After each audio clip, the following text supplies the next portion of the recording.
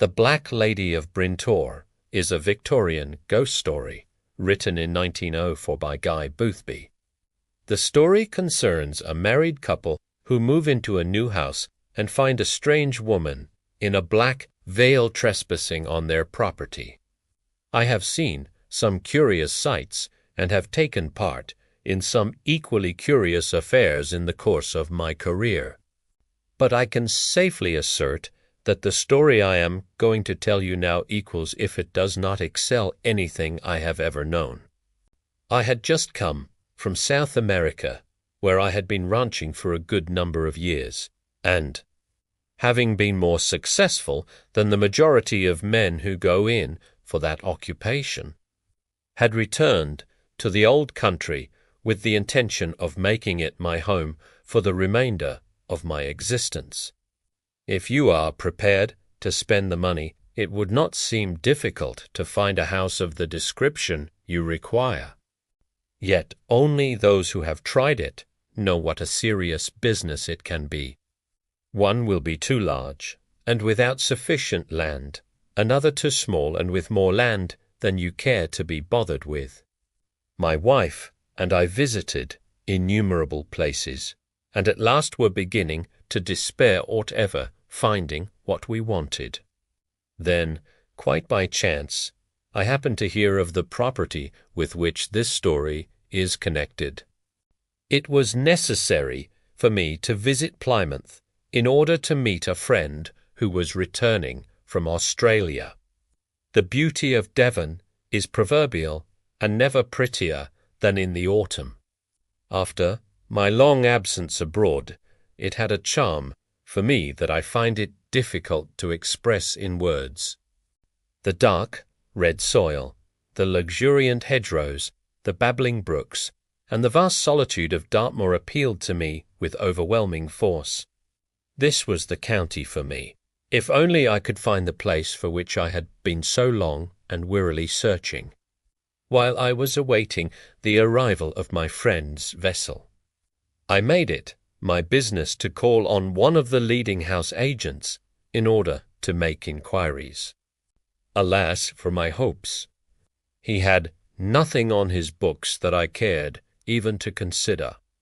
I tried another, and yet a third, but with the same result. There were houses in plenty in the town, but they were useless. There were others in the immediate neighborhood, but each had some drawback. I bade the last agent good afternoon, and returned to my hotel very disappointed with my ill success. That evening my friend arrived, and, in the pleasure of welcoming him, I forgot for the time being my quest of a residence. I was nearer success, however, than I imagined. On descending to the coffee-room, next morning I found a letter upon my plate. It was from the first agent upon whom I had called on the previous day. Quite by chance, he stated, he had happened to hear of an estate situated in a charming little village on the edge of the moor. The house was an old and picturesque one, and the property consisted of some 70 acres. Some slight repairs would have to be effected, for the reason that the house had not been inhabited for some considerable time, the owner being abroad and unable to keep it up. In conclusion, it was stated that the estate would be either let on lease or sold outright. I carefully studied the particulars enclosed, and, as I did so, began to feel that it really looked as if I had discovered what I wanted. When my friend descended, I told him the news, and invited him to remain a day longer in order to come out with me and inspect it. He consented to do so, and that afternoon we chartered a carriage and drove out. There are reasons why I suppress the name of the village. They will, I expect, be obvious to you. Give a dog a bad name and hang him may apply as well to a property as to the canine race. The Hall, as the place was called, was on the further side of the village and was on the very edge of the moor. The agent had described it exactly when he had declared it to be a picturesque old building.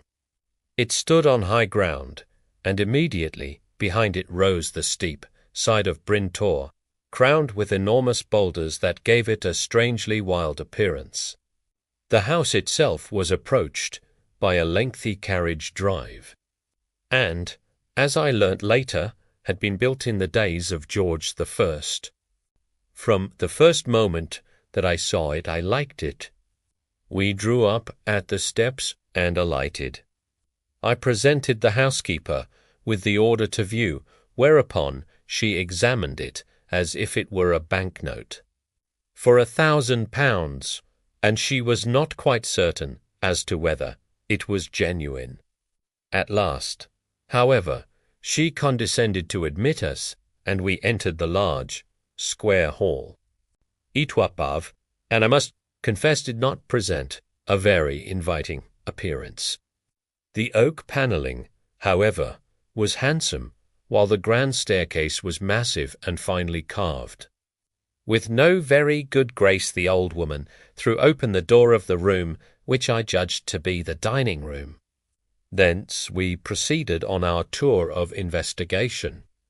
The house, with the exception of the kitchen and a bedroom, was quite unfurnished, and certainly stood in need of repair.